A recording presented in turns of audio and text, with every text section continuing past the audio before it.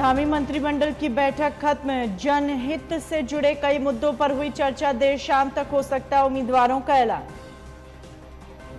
अल्मोड़ा में खुला भाजपा का लोकसभा चुनाव कार्यालय। 7 भाजपा प्रचार वैन रवाना। सरकार की योजनाओं का करेंगे बखान।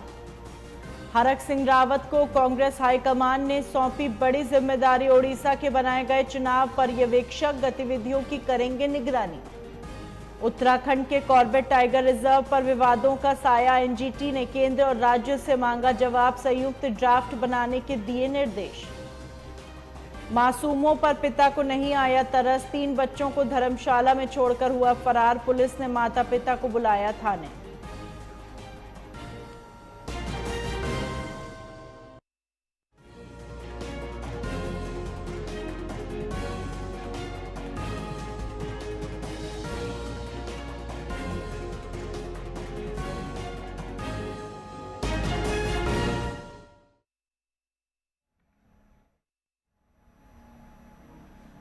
नमस्कार, स्वागत है आपका। आप देख रहे हैं न्यूज लाइव। मैं हूं आपके साथ हिरा। मुख्यमंत्री पुष्कर सिंह धामी की अध्यक्षता में मंत्रिमंडल की बैठक संपन्न हो गई।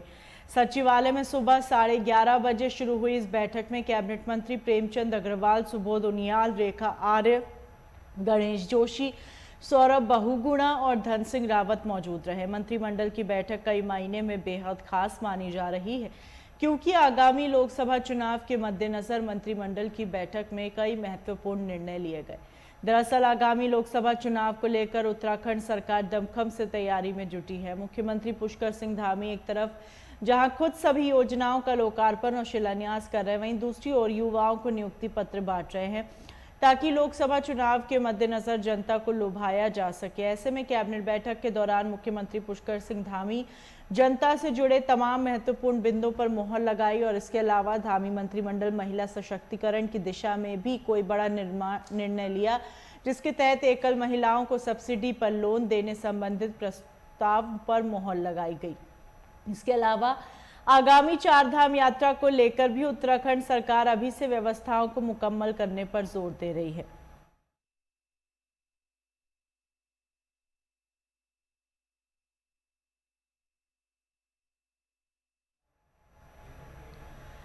भारतीय जनता पार्टी पूरी तरह चुनाव मोड में आ गई है और इसके लिए अब प्रचार कार्य भी शुरू हो गए हैं। प्रचार के लिए अल्मोड़ा जिले की विधानसभा क्षेत्रों में 7 भाजपा प्रचार वैन को अल्मोड़ा से रवाना किया। वहीं अल्मोड़ा के लिंक रोड के पास लोकसभा चुनाव के कार्यालय का भी शुभ आरंभ किया, जिसका उद्घाटन भारतीय जनता पार्टी के जिला अध्यक्ष रमेश बहुगुणा व प्रदेश उपाध्यक्ष कैलाश शर्मा, सह संयोजक शिव सिंह ने किया। वहीं भाजपा के प्रदेश उपाध्यक्ष कैलाश शर्मा ने कहा वे पूरी तरह से चुनावी मूड में है। भारतीय जनता पार्टी एक चुनाव के बाद दूसरे दिन से ही चुनाव की तैयारी में लग जाती है। वहीं भाजपा के घोषणा पत्र के लिए लोगों के सुझाव भी एकत्रित करने का कार्य करेंगे।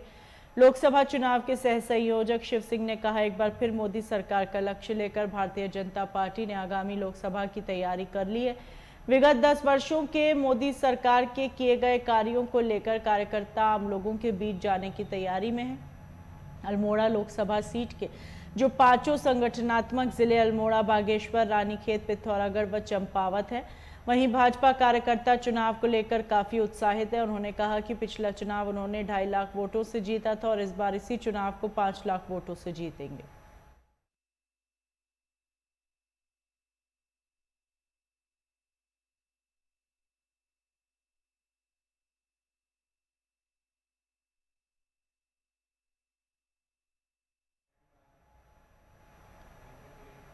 उत्तराखंड की 5 लोकसभा सीटों में से तराई की 2 सीटों पर समाजवादी पार्टी ने दांव चला है। पार्टी के उत्तराखंड प्रभारी अब्दुल मतीन सिद्दीकी और प्रदेश अध्यक्ष शंभू प्रसाद पोखरियाल ने कहा उनकी पार्टी इंडिया गठबंधन में शामिल है और प्रदेश की 5 में से 2 सीटों पर अपने प्रत्याशी उतारने के लिए राष्ट्रीय अध्यक्ष अखिलेश यादव से वार्ता करेगी। प्रदेश कार्य समिति की बैठक के बाद प्रदेश प्रभारी सिद्दीकी ने कहा, आज देश जिस दिशा में चल पड़ा है उसमें अंधकार ही अंधकार है। भाजपा की ओर से जनता को भ्रमित किया जा रहा है। वहीं पत्रकारों ने जब उनसे उत्तराखंड से लोकसभा चुनाव लड़ने पर सवाल किया तो उन्होंने कहा कि उत्तराखंड में भी पार्टी इंडिया गठबंधन के साथ है। राष्ट्रीय अध्यक्ष से 5 सीटों में से कम 2 सीटों की मांग करेंगे। 2 सीटों से प्रत्याशी लड़े तो विपक्षी दल के उम्मीदवारों को अच्छी लीड मिलेगी।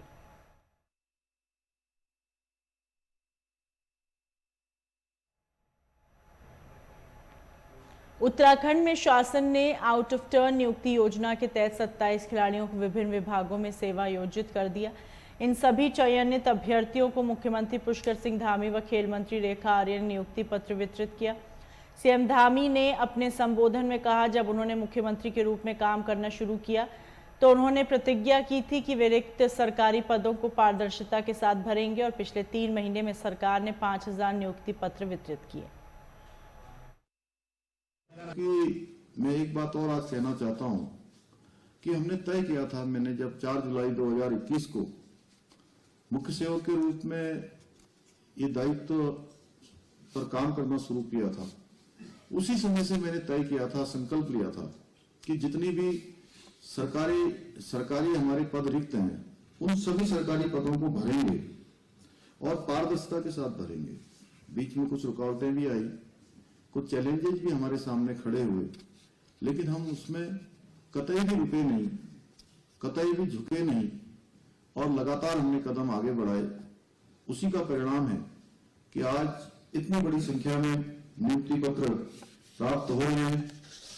अभी पिछले 3 माह में 5000 युवाओं को नियुक्ति पत्र हम यहां पर दे चुके हैं। अभी हमने नर्सिंग अधिकारी के पद पर 1376, नगर निकाय और नगर पालिका में 226, लोक सेवा आयोग के तहत वन आरसी के पद पर 892, अभी सहायक लेखाकार के पद पर 104, डिप्टी जेलर व बंदी रक्षक के पद पर 312, पंचायती राज विभाग में 350, ग्राम विकास अधिकारी के पद पर 394 अभ्यर्थियों को नियुक्ति पत्र प्रदान किए गए हैं। भाइयों बहनों, हम कतई भी, मैंने कल भी कहा कि हम कहने पर ज्यादा विश्वास नहीं करते हैं, काम करने पर विश्वास करते हैं, क्योंकि काम होगा तो कहना नहीं पड़ेगा, काम स्वयं बोलेगा। हम कोई झूठ का पुलिंदा भी नहीं लोगों के सामने रखते हैं, ये आंकड़े हैं और इस सच्चाई को सबके सामने रखते हैं।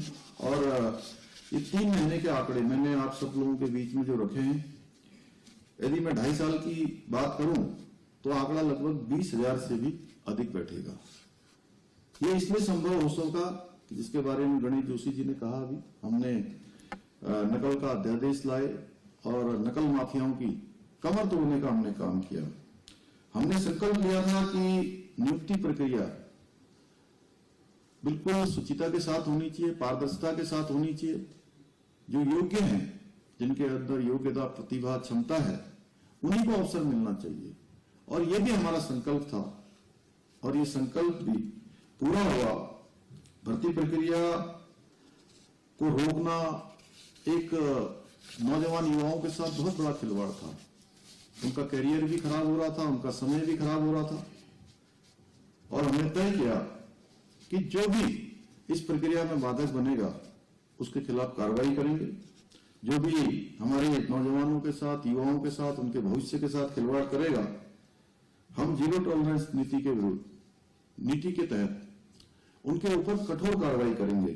और हमने ऐसे लोगों पर कठोर कार्रवाई की, आप सब लोगों ने देखा होगा। इसी का परिणाम है कि 100 के लगभग जो नकल माफिया थे आज जेल की सलाखों के पीछे हैं।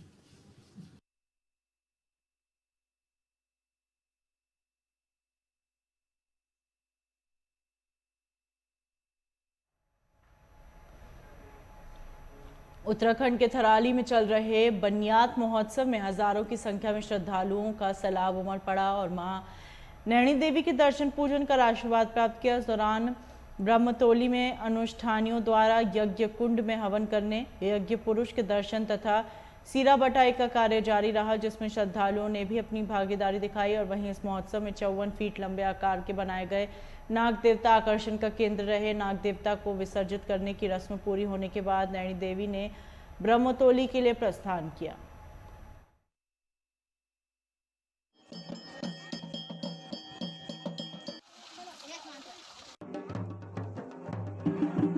आप लोगों ने निश्चित रूप से माता के दिन यात्रा को करके तमाम साथ किया, इसके लिए बहुत बहुत धन्यवाद। मैं सभी लोगों का जिन लोगों ने माता लक्ष्मी देवी की यात्रा में अपनी भूमिकाएं निभाई, हमारे वाले बच्चे वाले पूजा दास दिया रणवीर जी और अन्य जितने भी हमारे यात्री रहे हैं इस माता नैनी यात्रा में 6 महीने की जो यात्रा है वो निर्विघ्न पूरी हो रही है।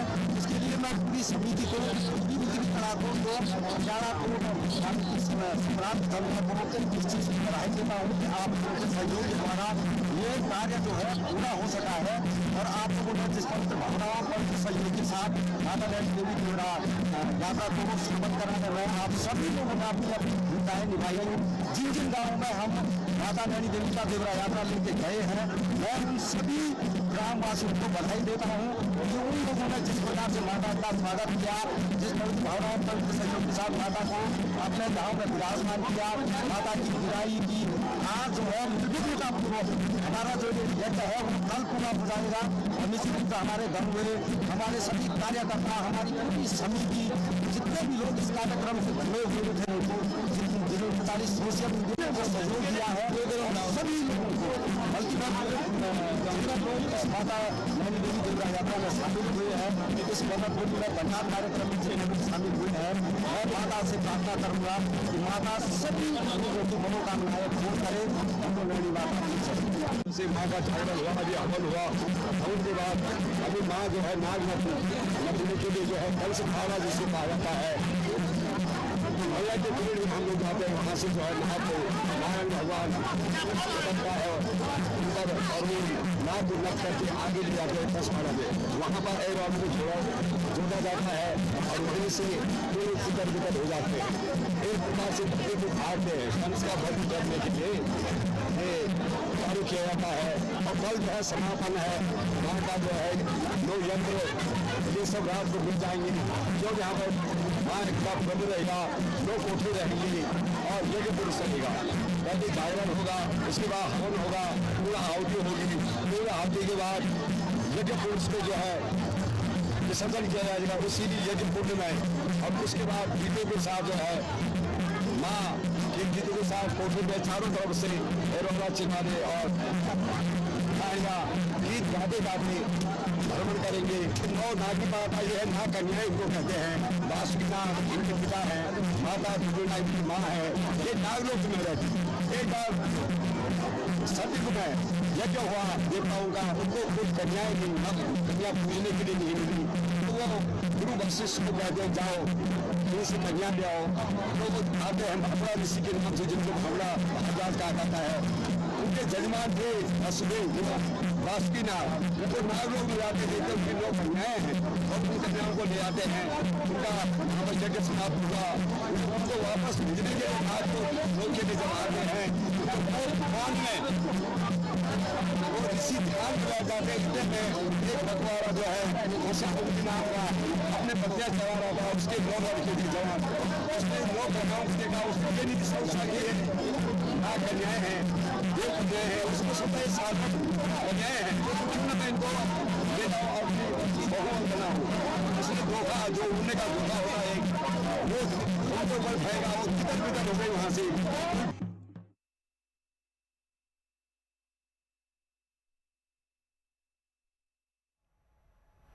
द्वाराहाट विकासखंड के आखिरी गांव ग्राम सभा एनापार के लोगों ने रोड की मांग करते हुए रोड नहीं तो वोट नहीं का नारा देकर हुंकार लगाई। बता दें सुदूर ग्राम सभा एनापार के अनुसूचित जाति लोग पिछले कई दशकों से सड़क की मांग कर रहे हैं, मगर आज तक सरकारों द्वारा उन्हें सड़क मार्ग से महरूम रखा गया। जबकि इस ग्राम सभा का विकासखंड द्वाराहाट तहसील रानीखेत और विधानसभा सोमेश्वर है और करीब 6 किलोमीटर की सड़क के लिए ग्रामीण तरस रहे हैं। उनका कहना है गांव में सड़क न होने के कारण लड़कियों की शादी नहीं हो पा रही और बीमार लोगों को एम्बुलेंस डोली से अस्पताल तक पहुंचाया जा रहा है।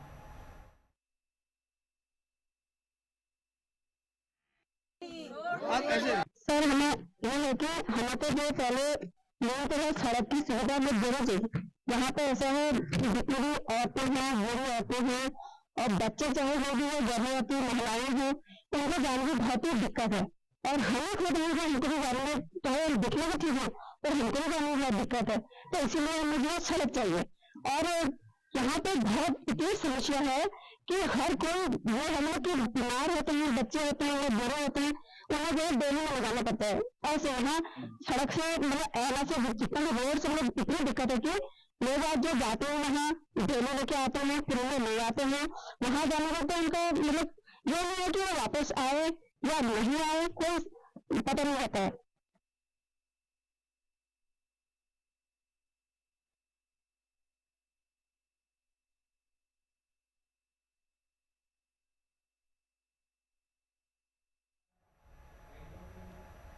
सत्रह वर्षों से लंबित शिवपुरी जाजल मोटर मार्ग निर्माण की मांग को लेकर ग्रामीणों का अनिश्चितकालीन अनशन शुरू हो गया। ग्रामीणों का कहना है शिवपुरी जाजल मोटर मार्ग के दोनों ओर दर्जनों गांव बसे हैं, लेकिन 17 वर्ष से लंबित शिवपुरी जाजल मोटर मार्ग का निर्माण होने से ग्रामीणों का आवागमन भारी परेशानियों का सामना करना पड़ रहा है। यदि आने वाले लोकसभा चुनाव से पहले लंबित शिवपुरी जाजल मोटर मार्ग का निर्माण नहीं किया जाता तो वो लोकसभा चुनाव का पूर्ण रूप से बहिष्कार करेंगे। हम सब लोग जानते हैं कि 2006-7 में इस सड़क का शुभारंभ हुआ था और आज 17 वर्ष पूरे हो गए हैं।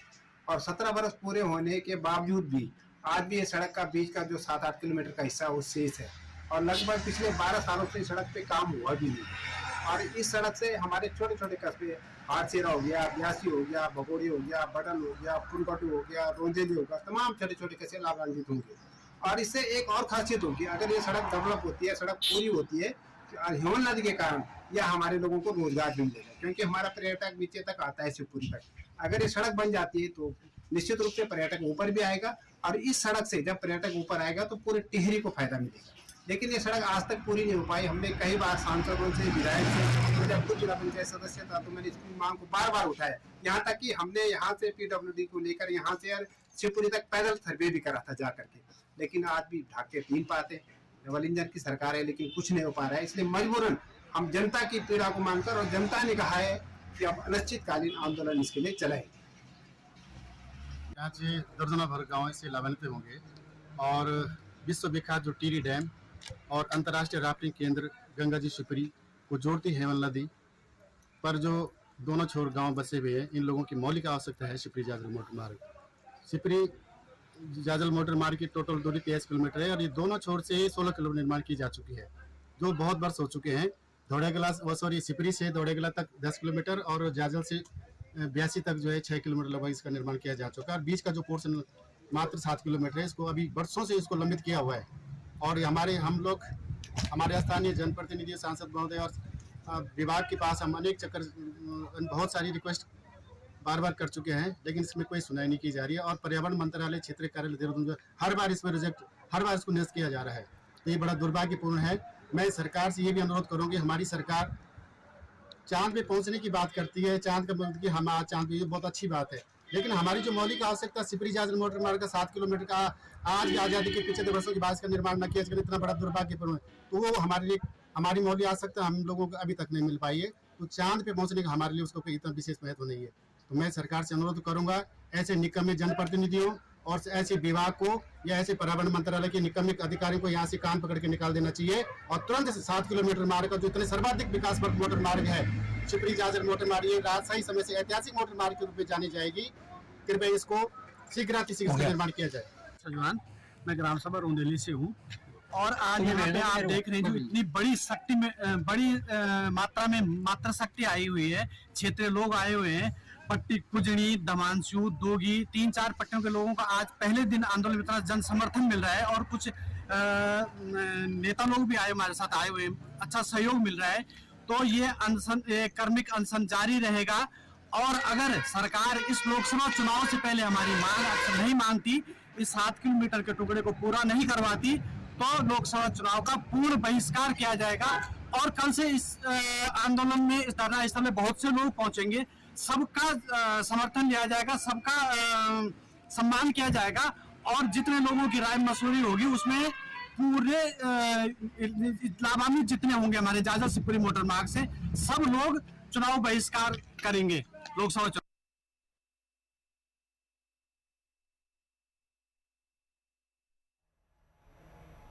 जोशीमठ के पुश्तैनी लोग हाथों में हल फावड़ा लेकर पौराणिक वाद्य यंत्र ढोल दमों के साथ सड़कों पर उतरे और सरकार व NTPC के खिलाफ जमकर नारेबाजी की। दरअसल जोशीमठ में वर्ष भर पहले भूधसाव हुआ था और इसमें जोशीमठ का अधिकांश हिस्सा प्रभावित है। तमाम वैज्ञानिक सर्वेक्षणों के बाद शासन स्तर से जोशीमठ के लगभग 1200 भवन खाली करवाने का आदेश हुआ और लोगों को विस्थापित किया जाना है। ऐसे में जोशीमठ के मूल और पुश्तैनी लोग शहर छोड़ने के लिए तैयार नहीं है। मूल निवासियों का कहना है जोशीमठ से अलावा उनका कोई ठिकाना नहीं है, इसलिए वो जोशीमठ नहीं छोड़ना चाहते और अगर उनकी मांगों को नहीं माना जाता है तो आने वाले लोकसभा चुनाव का बहिष्कार करने की रणनीति बनाई जाएगी। आए हुए 1 वर्ष हो गया है, लेकिन अभी तक कुछ ही लोगों को मुआवजा मिल पाया, बाकी अन्य लोगों को अभी तक मुआवजा नहीं मिला। और जहां तक आज की रैली की बात करें तो आज की जो रैली है वो जोशीमठ मूल निवास स्वाभिमान संगठन के बैनर तले इस आंदोलन को चलाया जा रहा है, जिसमें जोशीमठ के अपने हक हकूक की बात की जा रही है। जोशीमठ का जो आज का आंदोलन है उसमें केवल ये बात की जा रही है जो यहाँ के मूल निवासी हैं, जिन लोगों का यहाँ के अलावा अन्यत्र कहीं कुछ नहीं है। सरकार से ये मांग है कि अगर माना कल को यहाँ से लोगों को विस्थापित करना है तो हम लोगों का क्या होगा, मतलब हम चले जाएंगे लेकिन जो हमारे यहाँ हक हकूक है उनका क्या होगा।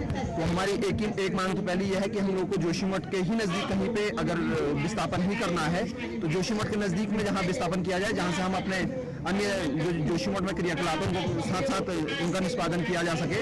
और इस आज के इस आंदोलन का यह है कि अगर जल्द से जल्द हमारी मांगें नहीं मानी गई तो इस आंदोलन के बाद सरकार तक बातों को पहुंचाने के लिए चुनाव बहिष्कार तक का जो कार्यक्रम रहेगा वो करने की रणनीति बनाई जा रही है।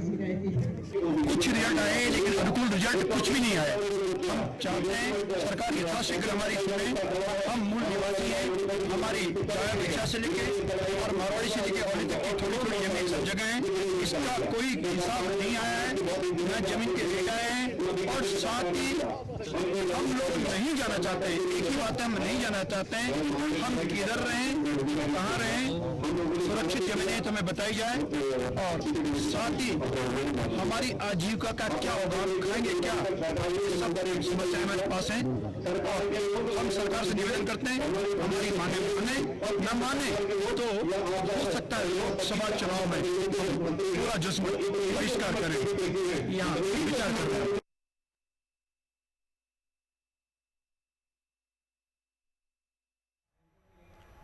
उत्तरकाशी में सड़क की मांग को लेकर युवा मंगल दल के अध्यक्ष प्रहलाद सिंह राणा ने पर्यटन राज्य मंत्री से मुलाकात की। प्रहलाद राणा का कहना है इस मोटर मार्ग के बनने पर लगभग 200 गांव रोड से जुड़ जाएंगे और बनगांव चापड़ा कशलाना मोटर मार्ग को लेकर लगभग 1980 से मांग करते आ रहे हैं, लेकिन अभी तक मोटर मार्ग जनहित में नहीं बन पाया। वहीं अब लोकसभा चुनाव सर पर है और ग्रामीणों ने चुनाव बहिष्कार की चेतावनी दी है।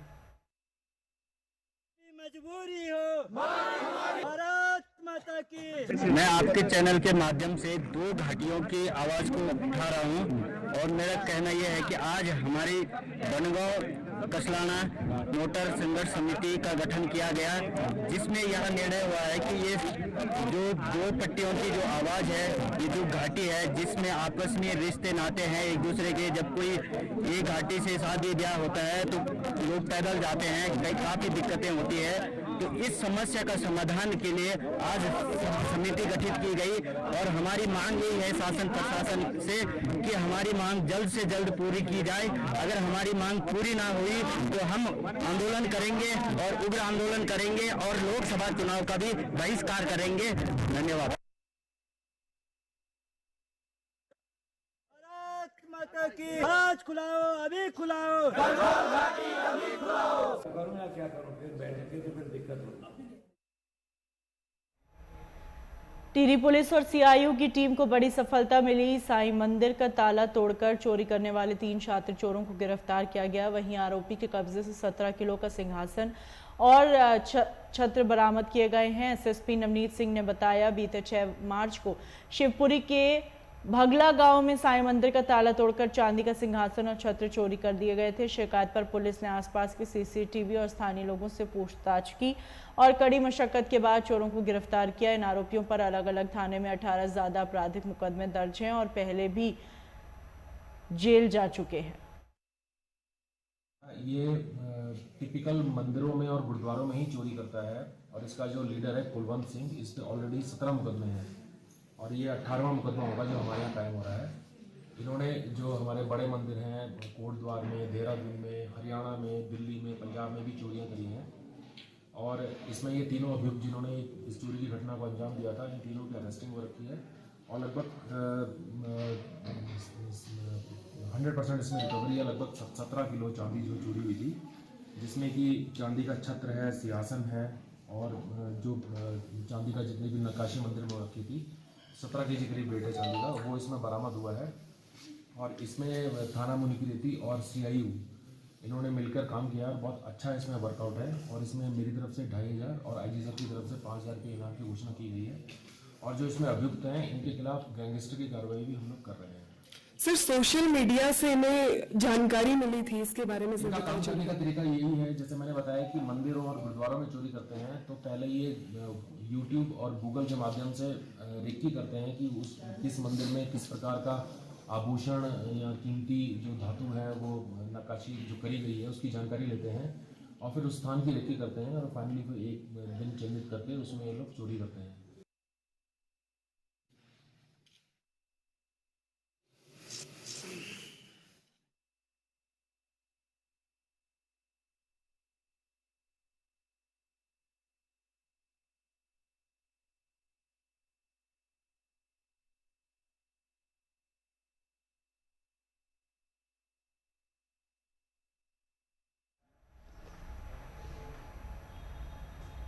लोकसभा चुनाव से पहले पार्टियों के MLC प्रत्याशियों के नामांकन शुरू कर दिए हैं और इस बार MLC चुनाव में जहां समाजवादी पार्टी और इंडिया अलायंस पिछले राज्यसभा चुनाव की गलतियों को दोबारा न दोहराया जाए इस कोशिश में जुटी है, तो वहीं भारतीय जनता पार्टी के साथ वाली NDA इस चुनाव में भी जीत पाने को लेकर अपनी तैयारियों में जुट गई है। दरअसल NDA की तरफ से कुल 10 प्रत्याशियों ने आज नामांकन किया और इसमें BJP की तरफ से 7 प्रत्याशी और सहयोगी दल के 3 प्रत्याशी शामिल हैं। सहयोगी दल के 3 प्रत्याशियों में भाजपा से बच्चेलाल राजभर, अपना दल से आशीष पटेल और RLD की तरफ से योगेश चौधरी नामांकन किया।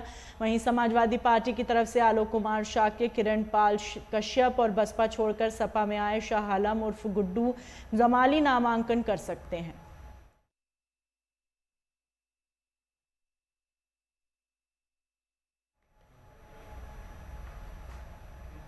लोकसभा चुनाव 2024 का बिगुल कभी भी बज सकता है, जिसे लेकर भाजपा ने तैयारी शुरू कर दी है।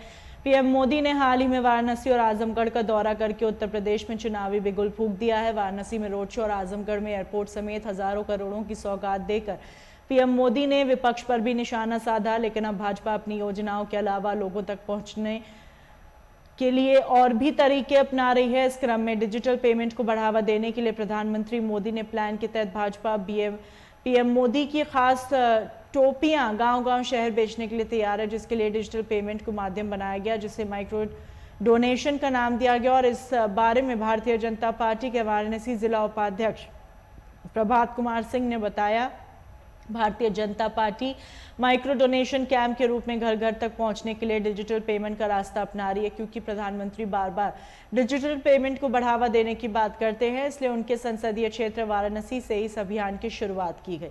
भगवा रंग की टोपियां 20 रुपए का डोनेशन लेने के बाद लोगों को दी जा रही हैं और इसके लिए अभी 1 लाख टोपियां अलग अलग जिलों में पहुंचने की प्लानिंग की गई है और हर कार्यकर्ता को भी इन टोपियों को खरीदना जरूरी है।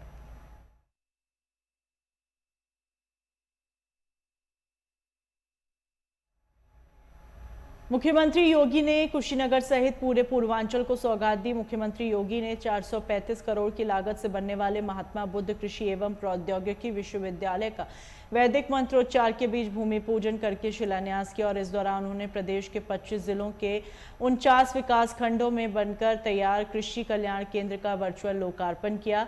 इस दौरान केंद्र और प्रदेश सरकार की आवास योजना, कृषक लाभार्थी योजना, स्वयं सहायता समूह की महिलाओं को सम्मानित किया और मेधावी छात्र को टैबलेट, मोबाइल फोन भी वितरित किया।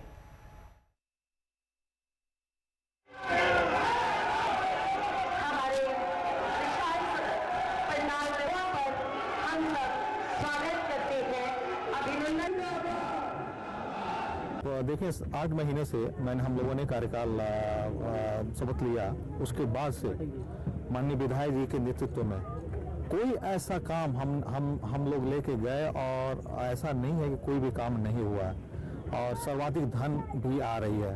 तो कैसे ये माना जाए कि ये जो है शासन जो है मुस्लिम विरोधी है। जहाँ तक कि आप एक और मैं बात बता दूं, पूर्ववर्ती शासन काल में आप लोगों ने देखा होगा दिन रात आए दिन यहाँ पे हिंदू मुस्लिम फसाद होते थे। क्या आप बता सकते हैं कि आपने सुना कहीं कि कहीं भी इस तरह की वारदात हुई है? तो ये पूरी तरह हम भयमुक्त हैं और विकास की एक नई हम लोग गाथा लिखने जा रहे हैं और निश्चित ही हम जो है प्रभावित हो करके ही सदस्यता लिए हुए। देखिए, केवल कुशीनगर के युवाओं के स्वर्णिम भविष्य का नहीं, ये मापदंड तय करेगा कई, आप कह सकते हैं गोरखपुर, बस्ती, आजमगढ़, कई मंडलों के। क्योंकि जहां कृषि विश्वविद्यालय की स्थापना हो जाए तो मानिए 8 से 10 हज़ार बच्चों का शिक्षण संस्थान रहेगा ही। इसकी शोध संस्थान आप जानते हैं सेवरई में वहाँ पर बनेगा, निर्माण होगा। तो जहाँ इतने बच्चे आपके शिक्षण संस्थान से जुड़ेंगे तो मानिए हजारों अभिभावकों का आना जाना भी लगा रहेगा। और इतने बच्चे, इतने अभिभावक, तो कुशीनगर के होटल्स के बिजनेस, ट्रेवल्स के बिजनेस, छोटे मोटे दुकानदारी, इसको आप कह सकते हैं कि रोजगार भी कुशीनगर को ये बढ़ाएगा। और ये बच्चा शायदा खातून जी और उनके पति, उनके लड़के अजीम आलम जी काफ़ी दिनों से चर्चा कर रहे थे कि हमें भाजपा की सदस्यता लेनी है। तो निश्चित रूप से भाजपा के विकास कार्यों से, भाजपा के विचारों से, भाजपा के सुशासन से प्रभावित हुए हैं।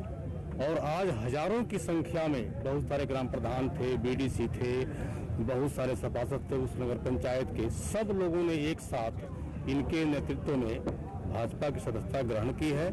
आप सभी का भाजपा परिवार में हार्दिक स्वागत है, अभिनंदन है। और पार्टी हित में, देश हित में जो इन्होंने कार्य किया है, इसकी मैं सराहना करता हूँ।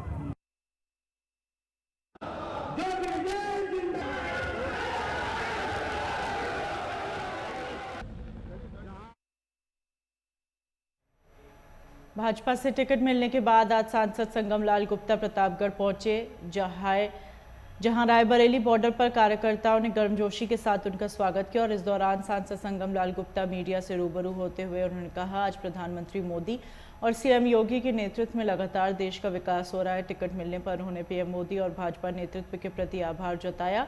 इस बार भाजपा 400 के पार का लक्ष्य लेकर चल रही है और पूर्ण बहुमत से केंद्र में सरकार बनने जा रही है।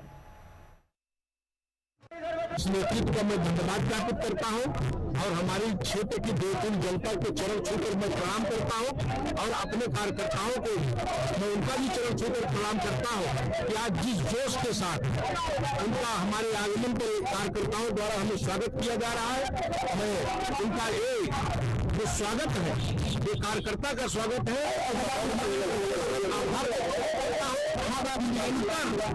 मैं कार्यकर्ता बनकर ही काम करूंगा। उनका सम्मान नहीं करने नहीं पाएगा, वो मैं अपने कार्यकर्ताओं को विश्वास के साथ कहना चाहता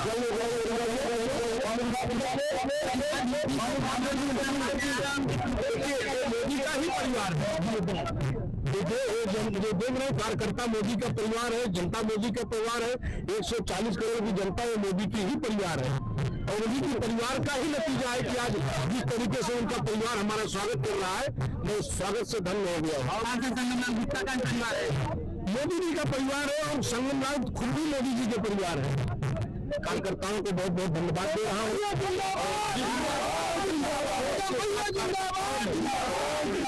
स्वागत दिया है और उनको बारम्बार धन्यवाद देता हूँ। कार्यकर्ताओं की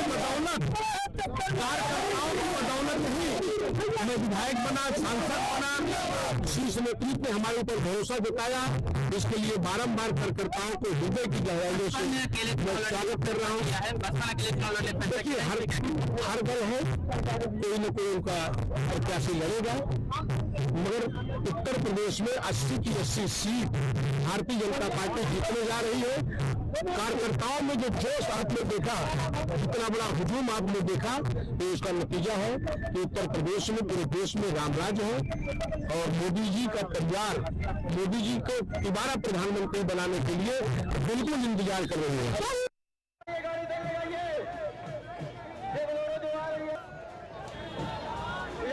लीजिए भैया कहीं संभल की चंदौसी विधानसभा क्षेत्र में उत्तराखंड के सांसद रमेश पोखरियाल निशंक ने प्रबुद्ध वर्ग सम्मेलन को संबोधित किया। कार्यकर्ता एवं समाज के लोगों ने उनका भव्य स्वागत किया। निशंक ने कहा कि मोदी को तीसरी बार पीएम बनाने को लोगों में जुनून है और इंडी गठबंधन वालों ने देश को लूटा है, उन्हें ईडी सीबीआई का डर है। वहीं यूपी में बीजेपी सभी 80 सीटें जीतेगी और यूपी में राम राज्य। इस अवसर पर कार्यक्रम में लोकसभा प्रत्याशी परमेश्वर लाल सैनी, जिलाध्यक्ष हरेंद्र सिंह रिंकू सहित भाजपा कार्यकर्ता पदाधिकारी मौजूद रहे। और सबके प्रयास से ये देश जहां अंतिम छोर के व्यक्ति के विकास की चिंता कर रहा है, वहीं देश पूरी दुनिया के शीर्ष पर जाने के लिए छलांग लगा रहा है। चाहे हमारी विदेश नीति हो, चाहे पूरी दुनिया में सबसे तेज दौड़ने वाली अर्थव्यवस्था हो, जो इन 10 वर्षों में 11वें स्थान से लेकर के 5वें स्थान तक पहुंच गया आर्थिक प्रगति में, और सारी दुनिया इस बात को मानती है, चाहे अमेरिका हो, चाहे जर्मनी हो, चाहे जापान हो, ये विकसित देश भी इस बात को एहसास करते हैं कि नरेंद्र मोदी जी की अगुवाई में हिंदुस्तान पूरी दुनिया में छाने वाला है। ये देश भी यही महसूस करता है, बच्चा बच्चा भी ये महसूस करता है। चाहे किसी भी पार्टी का कोई कार्यकर्ता क्यों नहीं वोट खराब नहीं करना चाहता है। मुझे इस बात की खुशी है कि मैं लोकसभा अमरोहा लोकसभा का प्रवास कर रहे हैं, रामपुर लोकसभा का, मुरादाबाद लोकसभा का करके यशस्वी मंत्री हैं, जो मुख्यमंत्री के प्रतिनिधि के तौर पर इस क्लस्टर के प्रभारी के रूप में भी हैं। हमारे क्षेत्रीय उपाध्यक्ष, जिलाध्यक्ष का यहाँ सब एक तरफा माहौल है। लोग पहली बार रिकॉर्ड तोड़ना चाहते हैं, पहली बार ये दिखाना चाहते हैं कि हाँ, संभल जैसी लोकसभा भी प्रचंड बहुमत से, रामपुर लोकसभा जैसी भी प्रचंड बहुमत से,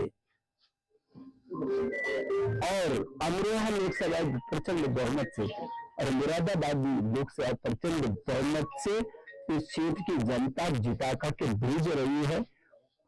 और क्यों ना हो, अंतिम छोर पर बैठे रहने वाले व्यक्ति को जिस तरीके से फ्री आवास मिला, जिस तरीके से 80 करोड़ लोगों को आज तक रिफिल मिला, जिसके 70 वर्षों के बाद, 75 वर्षों के बाद जो अंधेरी में था उसको रोशनी मिली, विद्युत कनेक्शन मिला, फ्री विद्युत कनेक्शन मिला, जिसको हर दृष्टि से, चाहे आवास हो और चाहे उसके अंदर शौचालय हो, चाहे पानी हो, चाहे फ्री राशन हो, चाहे गैस कनेक्शन हो, और इतना ही नहीं तो उसके स्वास्थ्य की भी चिंता करना, उसके जीवन की, उसके परिवार के जीवन की, लोगों की रक्षा करना। आयुष्मान भारत के तहत जो लाखों लोगों को लाभ मिला है, तो लोग इस समय बहुत संकल्पित हैं कि जिस नरेंद्र मोदी की सरकार में, जिस योगी की सरकार में गरीब ने प्रगति के रास्ते को देखा, आज लाखों बहनें लखपति दीदी बन चुकी हैं। आज चाहे महिला कल्याण की दिशा में हो, युवा कल्याण की दिशा में हो, वो अंतिम छोर पे है, सड़कों का जाल है। आप बगल में देख रहे मेडिकल कॉलेज, कभी किसी ने सोचा था कि बगल में मेडिकल कॉलेज बनेगा। चिकित्सा, शिक्षा, स्वास्थ्य, पानी और बिजली, हर क्षेत्र में चौतरफा विकास हो रहा है, विकास की गंगा बह रही है। इसलिए ये जो लोकसभा का चुनाव है, ये नया इतिहास गढ़ने वाला है। एक तरफा पूरे देश के अंदर उत्तर प्रदेश की 80 लोकसभाओं को हम जीतने वाले हैं, उत्तराखंड की 5 लोकसभाओं को हम जीतने वाले हैं, और देश में एक तरफा मतदान करके तीसरी बार देश के यशस्वी प्रधानमंत्री पुनः नरेंद्र मोदी होने वाले हैं। ये न केवल देश महसूस कर रहा है, बल्कि दुनिया के देशों ने तो 2025, 26, 27 तक के इनके कार्यक्रम लगा दिए हैं। तमाम देशों के इस बात का प्रमाण है कि पूरी दुनिया जानती है कि अगला प्रधानमंत्री नरेंद्र मोदी।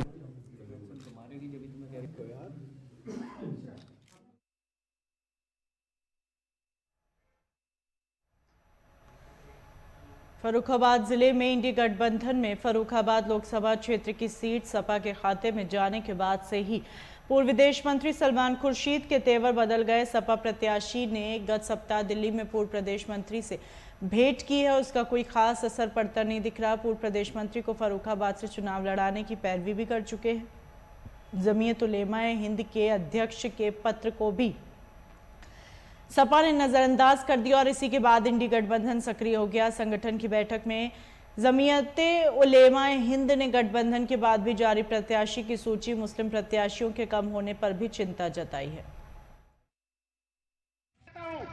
2024 का जो जनरल इलेक्शन है उसमें सत्ताधारी लोग जो हैं वो एनडीए गठबंधन के साथ मैदान में उतर रहे हैं और भारतीय अपोजिशन जो है वो इंडिया गठबंधन के नाम पर मैदान में उतर रहा है। हम लोग यहाँ आज जो जमा हुए हैं वो इस मुद्दे को लेकर के जमा हुए हैं कि ये सारी बातें अपनी जगह पर ठीक हैं, लेकिन जो है भारत की राजनीति में मुस्लिम लीडरों को किनारे लगा देने की जो कोशिश है इसके खिलाफ जो है अपनी आवाज़ बुलंद करने और मुखर रूप से जो है अपने ख्यालात रखने के लिए और दलों तक ये बात पहुँचाने के लिए कि भारतीय राजनीति में जो है आप इतने बड़े समाज को और उनकी लीडरशिप को जो है किनारे नहीं लगा सकते हैं। समाज जागरूक होकर के इसका जवाब देगा। मौलाना अरशद मदनी की चिट्ठी रही है, उसको लेकर के समाजवादी पार्टी कहीं ना कहीं खामोश है। उनके चीफ जो है उसको लेकर के क्या आपका विजन है? मौलाना अरशद मदनी साहब जो है जमीयत उलमा हिंद के राष्ट्रीय अध्यक्ष हैं और हमारे सिस्टम में वो जो है अमीरुल हिंद भी है और पूरी दुनिया में जाना पहचाना सम्मानित नाम है। तो कहीं ना कहीं जो है उन्होंने जिस एहसास के साथ समाजवादी पार्टी के राष्ट्रीय अध्यक्ष को चिट्ठी लिखी तो राष्ट्रीय अध्यक्ष को भी और उनकी पूरी जो है आला क़यादत को इस चिट्ठी का संज्ञान लेना चाहिए। उत्तर प्रदेश जो है बड़ी मुस्लिम आबादी का जो है स्टेट है, तो यहाँ से जनरल इलेक्शन में मुस्लिम चेहरों को बराबर उतारना चाहिए। ऐसी राजनीति नहीं करनी चाहिए जिससे जो है ये पैगाम जाए कि समाज में जो है एक इतनी बड़ी आबादी जो है उसकी कोई नुमाइंदगी राजनीति में बाकी नहीं रहेगी। क्या उनकी नज़र में मुस्लिमों की उपेक्षा की जा रही है? अगर माननीय जो है राष्ट्रीय अध्यक्ष ने जो बात लिखी है तो कहीं ना कहीं जो है उनका एहसास ये रहा होगा, इसीलिए उन्होंने जो है ये आवाज़ उठाई। जैसा कि आज यहाँ फर्रुखाबाद में इतनी भीड़ जो है सलमान खुर्शीद के लिए जमा हुई, आपने देखा, तो उपेक्षित तो महसूस कर रहा है समाज, इसलिए जो है ऊपर लेवल से आवाज़ निकल करके आ रही है और वो नीचे लेवल तक जा रही है। क्या उपेक्षा गठबंधन को लेकर के है या किसी सत्ताधारी दल को लेकर के? देखिए अब इससे बहस नहीं है। इलेक्शन में जो जनरल इलेक्शन है 2024 का लोकसभा का, ये सवाल तो उनसे भी है जो मुसलमानों को ये कहकर के टिकट नहीं देते हैं कि वो जीत नहीं पाएंगे, और सवाल उनसे भी है जो उनके डर के नाम पर जो है हमारे लोगों को लगातार राजनीति में किनारे पर लगा रहे हैं। दोनों से ही सवाल है। हमारा सवाल यह है कि एक इतनी बड़ी आबादी जो सेकंड लार्जेस्ट पॉपुलेशन है भारत की, दूसरी सबसे बड़ी आबादी, तो भारत के जो है चुनाव हो रहे हैं, दूसरी सबसे बड़ी आबादी कहां पर बिलोंग कर रही है? सत्ता पक्ष के लोग भी ये बताएं और अपोजिशन के लोग भी ये बताएं, दोनों लोग बताएं। फर्रुखाबाद में टिकट फाइनल हो चुका है लोकसभा का और समाजवादी पार्टी के खाते में है। सलमान खुर्शीद को कांग्रेस से नहीं मिला, तो इसको लेकर के क्या आगामी चुनाव को लेकर क्या रुख रहेगा? आप लोग यहाँ मौजूद थे। अभी हम लोगों ने, हमारे समाज के जो है जिम्मेदारों ने अपने जो है जज्बात और ख्यालात से जो है आगाह करा दिया है, वाकिफ करा दिया है। ये मैसेज वहाँ तक कन्वे हो गया है और उसके बाद भी नोटिफिकेशन में वक्त है अभी। अगर उसके बाद भी जो है कोई सही कदम नहीं उठाया जाता है, हमारे जज्बात और ख्यालात को नहीं सुना और समझा जाता है, तो फिर बैठ कर के इंशाल्लाह समझेंगे दोबारा कि इन हालात में भी क्या हम ऐसे मजबूर और ऐसे वोटर बन करके जिसे कोई पूछने वाला भी नहीं हो फिर भी वो वोट करने के लिए खड़ा हुआ है, इस पर दोबारा बैठ करके गौर करेंगे और आप हजरात को बताएंगे दोबारा। क्या विरोध भी होगा? यकीनन ये विरोध तो आपको नजर ही आ रहा है। आगामी चुनाव में अगर टिकट नहीं मिलती है सलमान खुर्शीद को, तो आप? सलमान खुर्शीद फर्रुखाबाद से एक नाम है, मैं पूरे उत्तर प्रदेश के परिसेप्शन की बात कर रहा हूँ। बहुत सी जगहों पर जहां ओनली जो है हमारे ही लोगों के जरिए जो है जीत करके आप आते हैं लोग, वहां से भी जो है आपने मुस्लिम नामों को हटाया। तो जो राजनीति इस स्टाइल की हो रही है, इस राजनीति तक जो है ताकत के साथ ये मैसेज पहुंचाना है। आप भी माध्यम बन जाएंगे तो बहुत बहुत शुक्रगुजार होंगे आप लोगों के। ये मैसेज पहुंचाना है कि अब महज जो है इस डर से कि भाजपा जीतेगी या फलां हारेगा फलां जीतेगी, हमारे अपने मुद्दे हैं, हमारे अपने मसाइल हैं, राजनीति में हमारी अपनी हिस्सेदारी है। इन सब इश्यूज के साथ ही सियासत होगी और इन्हीं सब इश्यूज के साथ ही वोट किया जाएगा। विरोध की राजनीति के रूप में भी देखा जा सकता है। बिल्कुल देखा जा सकता है। Thank you. फरुखाबाद में जो भी विकास हुआ सरकार भारतीय जनता पार्टी की, उसके बावजूद भी घोषित किया जाता